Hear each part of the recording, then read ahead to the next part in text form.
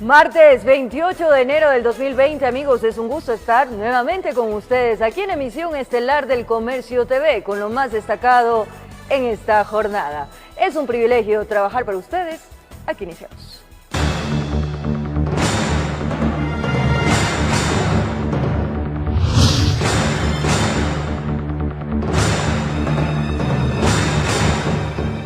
El Ministerio de Salud informó que el paciente chino sospechoso de coronavirus se encuentra en estado crítico, aislado en un hospital de Quito. Esto mientras se refuerzan las medidas de prevención en los aeropuertos. Cancillería mantiene contacto con 9 estudiantes ecuatorianos residentes donde se originó el virus.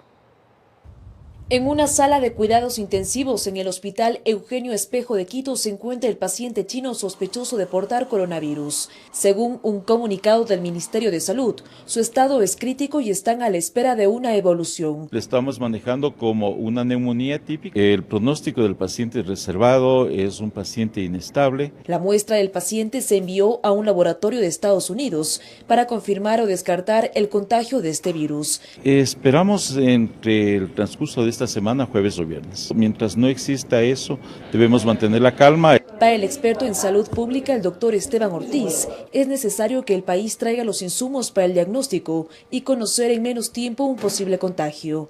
Tenemos en el Ecuador la tecnología, lo que no tenemos es el primer. Entonces, para mí es más efectivo traer 1000 primers, 100 primers, 500 primers y hacer el diagnóstico aquí en el INSPI, que es un buen laboratorio de referencia nacional. Mientras que en las vías de acceso al país, como en el aeropuerto de Quito y Guayaquil, se refuerzan las medidas de prevención y tienen listos planes de contingencia. Bueno, frente a un caso sospechoso, inmediatamente en el counter las personas se dan cuenta de una persona que viene con fiebre, le comunican a la persona que está aquí, al epidemiólogo, y él hace el seguimiento y continúa con el protocolo que ya existe. Una de las medidas que se han adoptado es que se han instalado varios puntos de información donde se encuentra personal médico del Ministerio de Salud. Uno de ellos es en el arribo internacional. Hemos puesto estos puntos de información, donde además existe un formulario de declaración de salud de las personas que vienen viajeras y sobre todo de los sitios donde ya hemos tenido esta epidemia. Sobre la situación de los ecuatorianos en China, el canciller José Valencia informó que 9 estudiantes que están en la capital donde se originó el virus se encuentran estables. No se encuentran en este momento sin contagio, están gozando de buena salud. Se encuentran siguiendo, como todos los estudiantes extranjeros, pero también por supuesto los estudiantes chinos, los protocolos sanitarios que han sido dispuestos por las autoridades de ese país. Aseguró que los jóvenes están en contacto permanente con la embajada y consulados. En esa nación viven aproximadamente 1.500 ecuatorianos, quienes están en distintas ciudades y son estudiantes así como profesionales. Informó Priscila Cadena. Rige un plan de contingencia de control y prevención del coronavirus en diferentes puntos de ingreso al país. El Ministerio de Salud intensifica la entrega de información sobre la enfermedad en puertos, aeropuertos, pasos fronterizos y terminales terrestres. A pocas horas de conocer los resultados médicos que determinarían si el paciente de nacionalidad china, aislado en un hospital público de Quito, padece o no de coronavirus, en el aeropuerto José Joaquín de Olmedo de Guayaquil, el Ministerio de Salud Pública intensificó la campaña de información sobre esta enfermedad, con puntos de atención, por ejemplo, en la salida de arribo internacional. Aparte de prevención e higiene de manos, le estamos brindando esta mascarilla aquí a las personas que vienen con gripe o con tos. Han venido personas ecuatorianas que vienen de otro lado y sí han tenido un temor porque han, digamos, de España, que han tenido ya contactos y entonces quieren más que todo información. Aquí constatamos que no todos, pero sí parte del personal que asiste a los pasajeros, también de seguridad y administrativo de la terminal aérea, utiliza mascarillas durante la jornada de labores y los usuarios también se unen a la prevención. Como yo también estoy embarazada, me hago mi precaución porque vine a retirar a mi familiar que viene llegando. ¿De dónde viene? Viene de Panamá.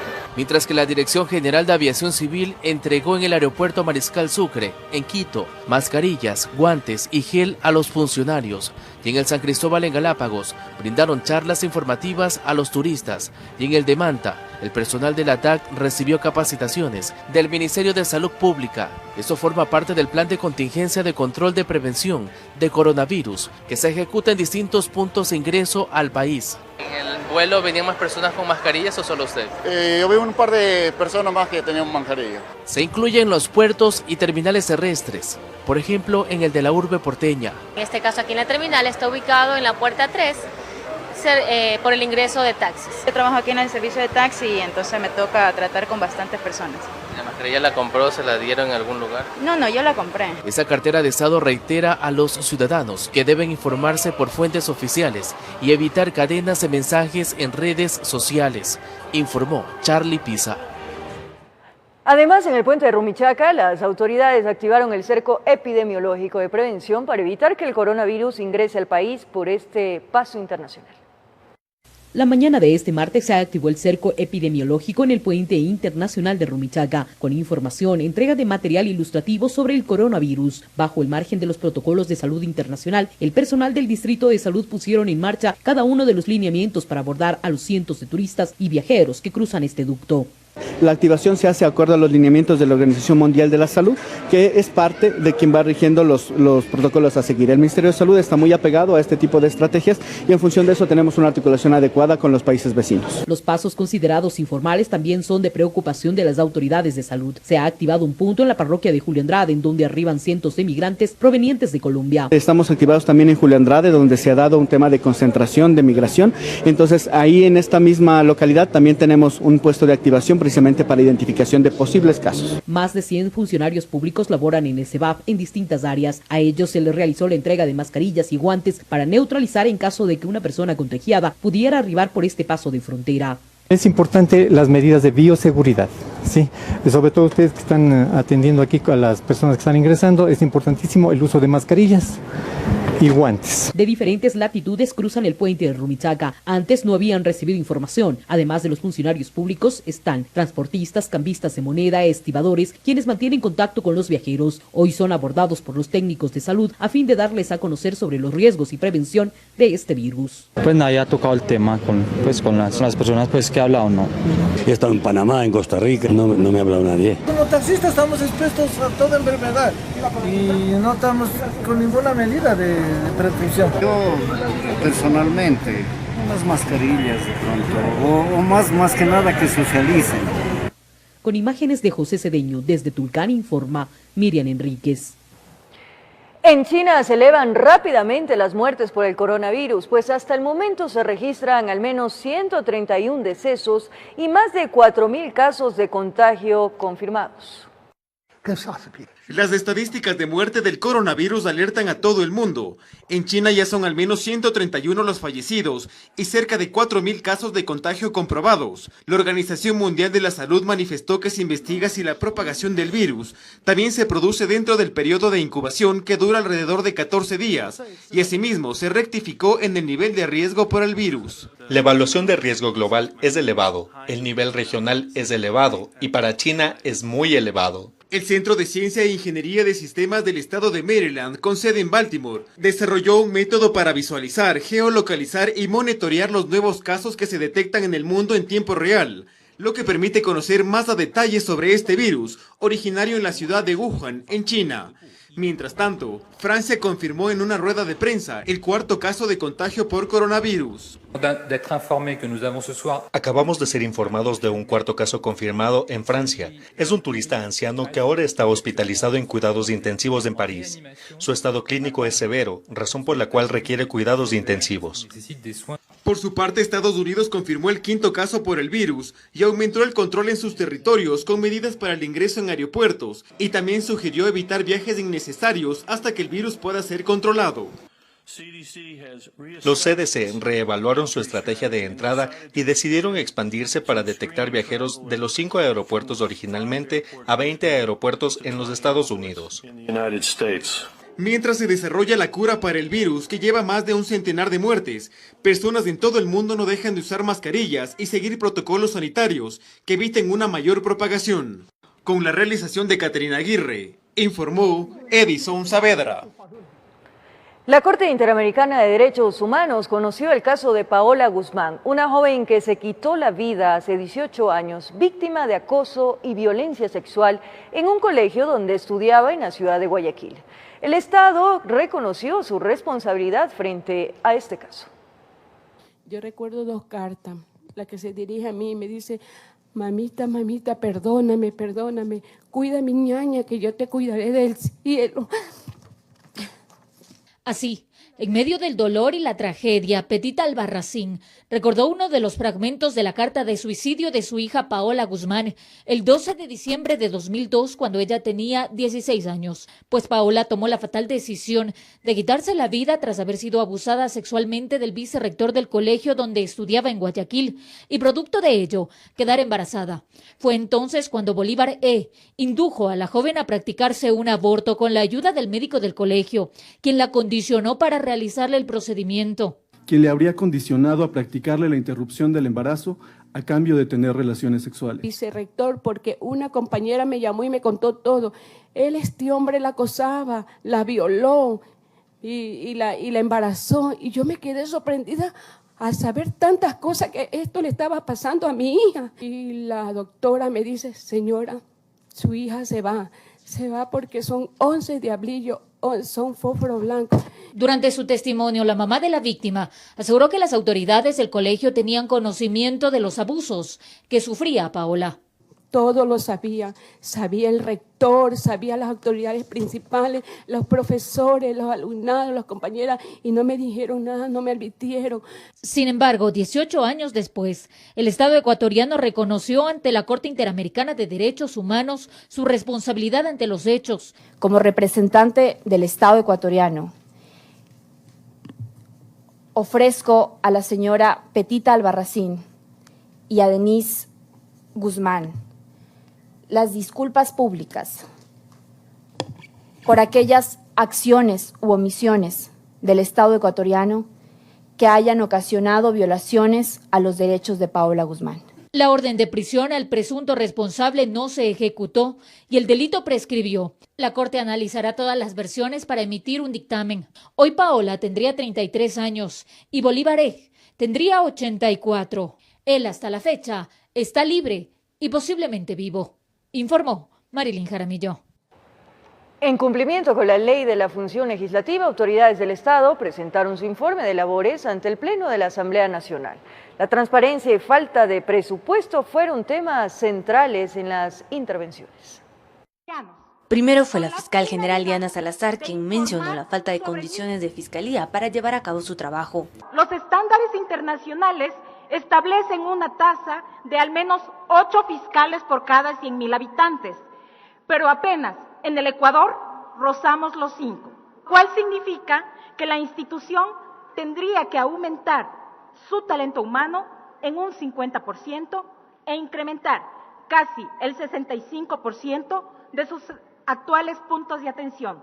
En cifras, destacó la gestión en contra de la violencia de género. Durante 2019 se abrieron 12 nuevas fiscalías especializadas y respecto al paro de octubre, dio detalle del número de causas abiertas. Han sido investigadas 823 causas y se han obtenido hasta el momento 2 sentencias. Luego el contralor Celi, en nombre de la función de transparencia, intervino.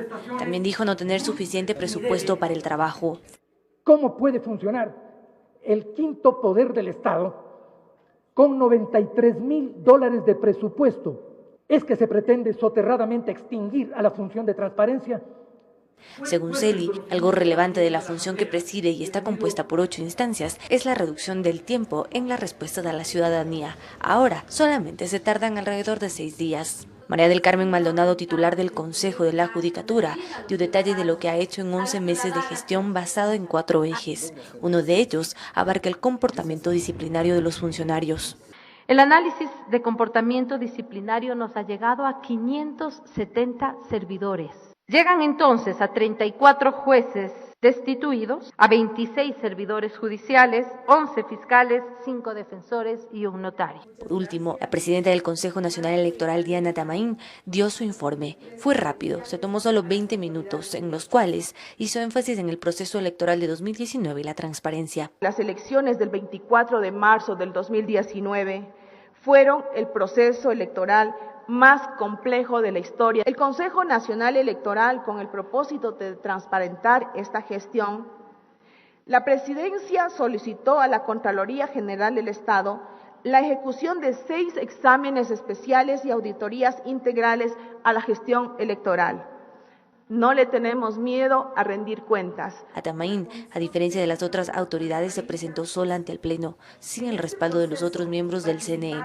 Solamente se le vio en el Palacio Legislativo al consejero José Cabrera. Informó Carolina Basante. A 3 meses de las protestas de octubre, las autoridades del Estado no se ponen de acuerdo sobre la cifra mortal que dejó la violencia durante el paro nacional. En varios frentes existen investigaciones. La ministra de Gobierno, María Paula Romo, insiste en que la Defensoría del Pueblo está confundiendo el nombre de una de las víctimas mortales que dejó la violencia del paro nacional de octubre, pues estaría duplicando un nombre en la lista. En esa lista hay accidentes de tránsito y en esa lista habían nombres que no existían. Lo he dicho durante 3 meses. Lamentablemente, la Asamblea Nacional, la CIDH, tomaron el informe de la Defensoría sin hacer una contrastación propia. Se trata de José Rodrigo Chaluiza, un nombre que aparentemente se estaría confundiendo o duplicando por el de José Daniel Chaluiza, quien en la tarde del lunes 7 de octubre de 2019 cayó desde el puente de San Roque. La evidente confusión fue divulgada por un medio digital y Romo hizo eco del reportaje. El trabajo periodístico va a darnos unas contrastaciones que son importantes. A nosotros eso es lo que nos interesa, que se conozca la verdad. Pero el defensor del pueblo, Freddy Carrión, insistió en que José Rodrigo Chaluiza es una víctima del paro y supuestamente la investigación estaría confundiendo el apellido. La Defensoría del Pueblo jamás ha mencionado a un José Rodrigo Chaluiza. Se ha hablado siempre de un José Rodrigo Chaluiza. Por lo tanto, esa tergiversación de la información es dañina para la sociedad, sobre todo porque tiende a confundir. Este desacuerdo entre las entidades gubernamentales sobre los decesos durante el paro fue recogido por la Comisión Interamericana de Derechos Humanos y también en la Comisión Legislativa que investigó lo ocurrido en octubre. De hecho, en la Asamblea esperan la clarificación de la información. No se está señalando si es verdad o no es verdad el nombre de la persona que ha fallecido. Hay una persona fallecida. Lo que no hay es una concordancia de su nombre. Durante las protestas de octubre pasado hubo un número indeterminado de muertes producto de la violencia. Hasta lo que se conoce, podrían ser 11 personas. Informó Carolina Basante. Momento de nuestra primera pausa aquí en Emisión Estelar del Comercio TV. Más adelante, controversia por presunto contrato del MIES de un circo sobre hielo por $2.4 millones. El ministro Granda defendió la inversión. Los detalles en breves minutos. Así es, las autoridades locales del Cantón San Lorenzo ven el puente internacional que une Esmeraldas con Tumaco, es decir, Ecuador con Colombia, una oportunidad de desarrollo. El paso, que está habilitado con restricciones, es utilizado por habitantes de ambos países. El puente internacional sobre el río Mataje se levanta en la parroquia del mismo nombre. La obra, cuestionada por unos y aplaudida por otros hace varias semanas, es una realidad. Informalmente el paso está habilitado y por este circulan habitantes de Ecuador y Colombia, sea en carro, motocicletas, y muchos lo hacen caminando. Rápido, con todos los documentos, y lo atienden a uno inmediatamente. Del lado ecuatoriano, la carretera está lista hace más de 2 años. Colombia hace poco acabó con la montaña que era la barrera natural, y así los dos países tienen informalmente un paso habilitado. Quienes ya transitan por la vía aseguran que por tierra se puede llegar a Tumaco. Ese es el destino que queremos llegar, a ver, que Dios lo permita. Y un poquito asustado, pero con la fe de Dios pues no va a pasar nada. El objetivo de este corredor vial es conectar los puertos de Tumaco y Esmeraldas, además de la movilidad de aceite de palma africana que se produce en ambos lados de la frontera, productos agrícolas y el turismo. Aspiramos tener ese diálogo con el gobierno nacional para que se puedan invertir en las obras necesarias que necesitan nuestros cantones y nuestra parroquia. Ven un polo de desarrollo, un impacto positivo para la reactivación económica del cantón, incluso de la provincia. Estamos planteando que se cree una zona especial de comercio que permita que el mismo producto que usted va a conseguir en Tumaco a un determinado valor, ese mismo producto lo pueda conseguir en San Lorenzo a ese mismo valor. Los habitantes de Mataje son optimistas, tienen la esperanza que la escuálida economía mejore en un sitio donde las oportunidades de sobresalir son escasas. Fuentes de trabajo y créditos en el banco, que eso nos ayuda demasiado, inversiones del Estado. Que el fantasma de Huacho se ha ido desvaneciendo, saben que tienen que trabajar para mejorar la imagen de Mataje. En un recorrido por sus calles, la gente prefiere solo ver a los extraños. Los vecinos de la casa de Huacho, que está deshabitada, se esconden al ver periodistas. Sí hay esperanza, nos beneficia al 100%. El puente internacional sobre el río Mataje, aunque no ha sido inaugurado de forma oficial prácticamente, es ya utilizado por las personas y vehículos tanto de Ecuador como de Colombia. Pero también se evidencia presencia de Fuerzas Armadas realizando actividades de control. No existe migración ni aduana en lo que es el puente, pero nosotros en los controles militares que hacemos sí llevamos un registro del personal y vehículos que ingresan al Ecuador. La situación descrita llevó a los ministros de Defensa y de Gobierno a visitar la zona. En el Gabinete de Seguridad decidieron que el paso está habilitado solo para personas y durante el día. Pero a partir de las 18 horas hasta las 6 horas del siguiente día queda prohibido, pero permanentemente, día y noche, prohibido para artículos, mercancías, artículos de comercio y vehículos. Las autoridades ecuatorianas saben que en esa zona del país vecino el riesgo es alto. A escasos metros del puente los sembríos de coca sobresalen. Conecta con la zona en donde hay mayor densidad en cultivos ilegales en Colombia. Así que para nosotros, por supuesto que es una preocupación en materia de seguridad. Los controles van a ser los más rigurosos. Estamos a la espera de que Colombia determine una fecha y un cronograma claro para construir el CEBAF. Desde Mataje, con imágenes de Francisco Corella, informó Iván Casamen. Como lo anunciamos, Iván Granda, ministro de Inclusión Económica y Social, defendió la inversión que el Estado realizó por $2.4 millones en la contratación de un circo sobre hielo como parte del programa Ecuador Solidario y Ciudades de Alegría. Granda mencionó que esta estrategia busca sensibilizar a los jóvenes en temas de violencia y drogas. Esta es una estrategia de comunicación alternativa. Llegará a más de 700.000 personas de pobreza extrema. De esa manera, Iván Granda, ministro de Inclusión Económica y Social, defendió y definió el programa Ecuador Solidario y Ciudades de Alegría, que busca sensibilizar a la población más vulnerable en temas de prevención de drogas, nutrición, entre otros. En vez de utilizar medios tradicionales, lo que estamos es llegando directamente al ciudadano. Con respecto a la inversión social de $2.400.000, el ministro comparó esta inversión con otras propuestas hechas en gobiernos anteriores y, según mencionó, estas no han tenido el impacto deseado. Que es menos del 1% del presupuesto del Ministerio de Inclusión Económica y Social. Si usted ve, una charla de Di Blasio costó $1.800.000, $2.9 millones se invirtieron en el Gran Tazón con una propaganda de 30 segundos. Iván Granda, representante del MIES, aclaró también que la Asociación de Municipalidades del Ecuador, AME, estaría encargada de la promoción de los eventos en todo el país y que con los municipios hay acuerdos para que estos lleven a personas que han visitado las ferias inclusivas al circo.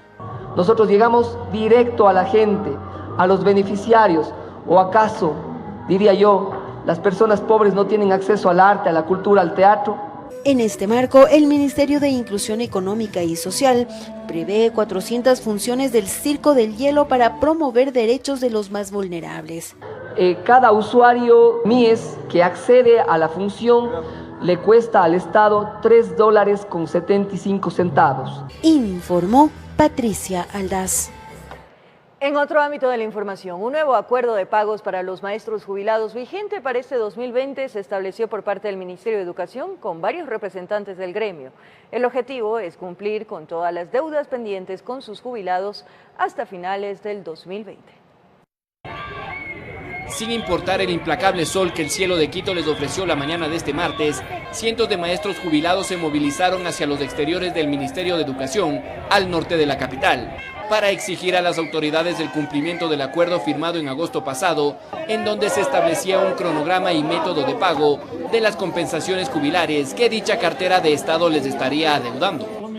Tras una reunión entre varios representantes de los maestros jubilados y el viceministro de Educación, Vinicio Vaquero, se llegó a un nuevo cronograma para establecer los pagos para todo el gremio, en donde, a decir de Alfonso Llanes, presidente de la Coordinadora de Maestros Jubilados del Ecuador, se complete la diferencia adeudada a los jubilados de los años 2008, 2009 y 2010.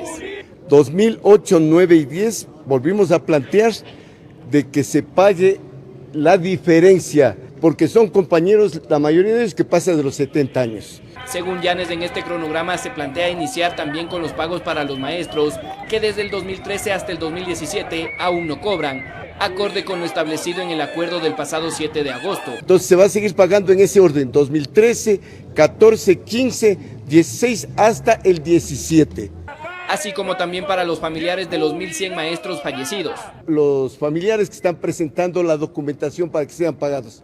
Y también los maestros priorizados con mayores de 70 años y con enfermedades catastróficas. Desde el Ministerio de Educación dicen que existe un presupuesto de más de $500 millones que estarían destinados para pagar estos haberes y que incluso desde las primeras semanas de enero ya se han pagado a 400 jubilados. Hemos pagado en 2 semanas $20 millones a 404 jubilados. Nosotros aspiramos que a terminar el año 2020 pues hayamos cumplido con todas las jubilaciones y obligaciones patronales con el Ministerio de Educación, con los jubilados hasta el año 2019, incluyéndoles.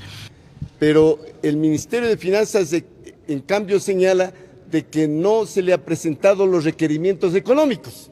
Como no se le ha presentado los requerimientos económicos, no puede generar el presupuesto para los pagos. Todos conocen la difícil situación económica, pero sin embargo, la prioridad 1 del Gobierno Nacional en cuanto a pagos, por eso hemos iniciado en enero mismo, es el pago a los jubilados. Desde el gremio dijeron que ya no darán más plazos para el pago de las compensaciones y aseguraron tomar acciones de hecho en caso de que no se cumpla este cronograma de pagos. Informó Mauricio Sánchez. En Guayaquil, el INEVAL anunció el inicio de una revisión de las pruebas que registren inconsistencias entre la nota del examen Ser Bachiller y el récord académico del estudiante, tras la filtración de algunas preguntas en la provincia de Los Ríos. Los padres de familia insisten en el rendimiento de una nueva prueba. ¿Cómo se dio esta filtración? En Defensoría querían tener información de primera mano y citaron a delegados de INEVAL y Cenecit. La filtración de 2 formatos del examen Ser Bachiller en colegios de Quevedo, explicaron, está bajo la lupa, no tanto por sus funcionarios. Los indicios iniciales que tenemos es una vulneración a nuestro aplicativo. Sí hemos identificado algunas instituciones en las que efectivamente tanto rectores como aplicadores han facilitado. A fin de determinar si existen o no vulneración en este caso. Padres de abanderados y escoltas también se quejaron de supuestos contenidos ajenos al pensum. Ellos aclararon, hay un componente universitario. ¿Esa información fue estandarizada a fin de que no pase lo que está sucediendo? Exactamente, nosotros realizamos desde el año 2018 talleres con las universidades. Como son carreras muy demandadas, la presión por obtener un cupo hace que la nota mínima se eleve. En el caso de que haya la necesidad de aplicar un nuevo examen, es a quien dio un examen y obtuvo una nota que no le corresponde, no a la gran mayoría de personas. Hicimos un segundo planteamiento, ¿no? Que se han calificado en la prueba de no ser bachiller apenas con un 20% y no con el 60%. ¿Por qué? Porque no tienen una respuesta. Si somos el futuro de la patria, hay que demostrarlo. Este miércoles habrá una nueva convocatoria, dicen, hasta que vean humo blanco. Informó Jorge Escobar. Más adelante, aquí en Emisión Estelar del Comercio TV, una cantante aficionada habría sido violada por 8 sujetos cuando tomó un taxi. Los presuntos violadores la dejaron botada en la vía en Santa Elena. Los detalles aquí en TVC. Gracias por seguir en nuestra sintonía. Esto es El Comercio TV. Lamentable. Una artista habría sido violada por 8 sujetos. La artista, después de una presentación, tomó un taxi. Según la denuncia, el conductor le brindó un pañuelo y al poco tiempo la mujer perdió el conocimiento y despertó en una vivienda. Los presuntos violadores la dejaron botada en la vía.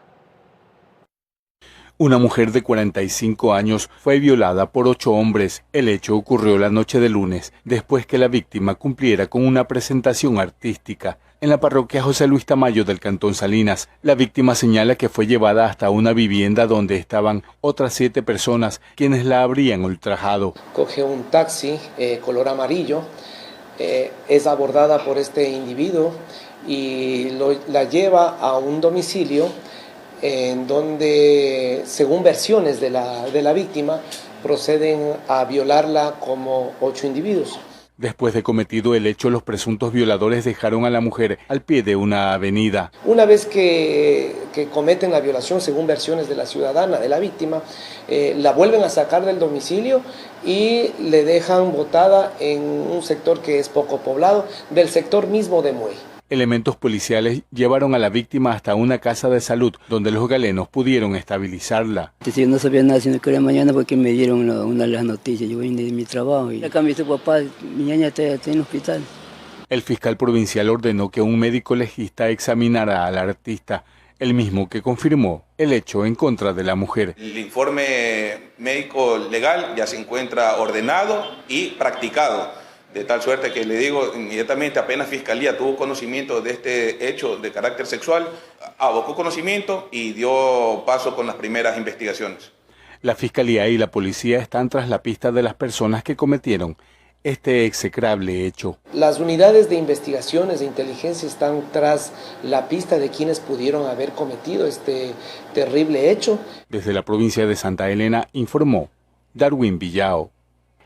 El nuevo comandante de Policía General Ramiro Carrillo, posesionado el pasado 13 de enero, en entrevista con Televicentro respondió a interrogantes como inseguridad y muertes violentas.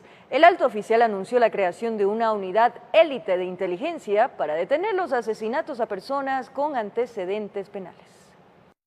Que el tema del asesinato a personas con historial delictivo ha sido ya analizado por el cuadro de mando integral, que las ciudades donde se han presentado los crímenes son Guayaquil y Machala, que las acciones para detener las muertes violentas están en camino. Y la estrategia está en el sentido de crear una unidad élite de inteligencia para mirar si la mayoría de homicidios y asesinatos en estos territorios están ligados a esta convergencia de redes criminales. El año pasado a nivel nacional se reportaron 268 crímenes donde perdieron la vida personas con antecedentes penales. El comandante está al tanto de esta realidad, que llevó a una elevación de la tasa de homicidios de 5.8 a 6.3 por 100.000 habitantes. En estas ciudades no basta el servicio de patrullaje, hay que incorporar tecnología, hay que incorporar cooperación internacional inclusive, hay que buscar la forma de colaborarnos de manera interinstitucional con todos los eslabones de la cadena. En Guayaquil, a días de terminar enero, ya se contabilizan 8 los muertos con historial delictivo. La policía maneja 3 hipótesis: disputa de territorio entre bandas, lucha de poder y venganza. Están ligados a esta convergencia de redes criminales asociadas a mercados como narcotráfico, como contrabando, como minería ilegal, como tráfico de armas. El flamante comandante de policía señaló que los 50.000 policías cuentan con el respaldo del alto mando, que las amenazas no tienen cabida, que los uniformados que cumplan con la misión de proteger a los ecuatorianos deben caminar tranquilos. Las intimidaciones y las amenazas no las vamos a permitir, porque intimidar a un policía es intimidar a toda la estructura del Estado. En el tema de inseguridad sabe de los eventos cotidianos que las directrices están dadas para atacar el robo a mano armada, arranches, vulnerabilidades urbanas que se han vuelto comunes, pero no legales ni aceptadas. Trabajaremos en convenio con los diferentes GATS. El Ministerio de Gobierno ha suscrito ya con 87 municipios en este sentido convenios para que vayan fortaleciendo la prevención situacional y nosotros con el trabajo disuasivo y reduciendo las vulnerabilidades. Un comandante que no quiere perder tiempo, lleva en el cargo 15 días y sabe que los ecuatorianos esperan respuestas. En Quito informó Iván Casamen.